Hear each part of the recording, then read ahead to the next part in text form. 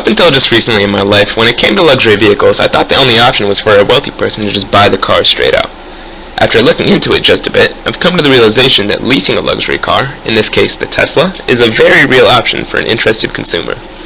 The question then becomes, which is better, to buy the car or to lease it? Here we're going to look at a time span of 3 years, at the end of which, while it isn't very reasonable, the car can be resold. Now, in considering this question, it's important to have a bit of background on the Tesla. The first important fact is that it's an electric car, which is important in the sense that electric cars depreciate in value much more quickly than your conventional car. Another important aspect is that the owner, Elon Musk, made a promise to rebuy the car for half of the initial purchase price. Now, this is important because, as previously stated, electric cars depreciate very quickly, so much that in 3 years it might be worth even less than half. So, this promise can be a very good assurance that you'll get some resale value out of the car.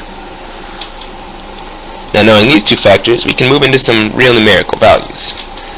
Looking at the figures here, it may just seem like a bunch of arrows and numbers, but in reality it tells us everything we need to know.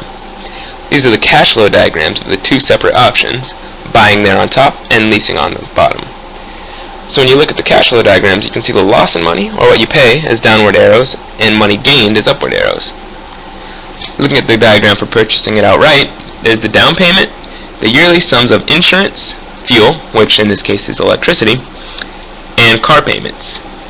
After the first year, you can see a $7,500 tax return, which is received as incentive for owning an electric car. Now when you look at the leasing option, the car payments are replaced by lease payments, which is significantly cheaper, while all else remains the same.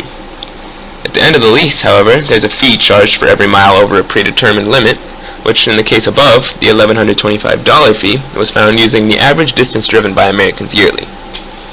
So from these diagrams, the total amount to be paid after the 3 years is summed up in the chart shown here.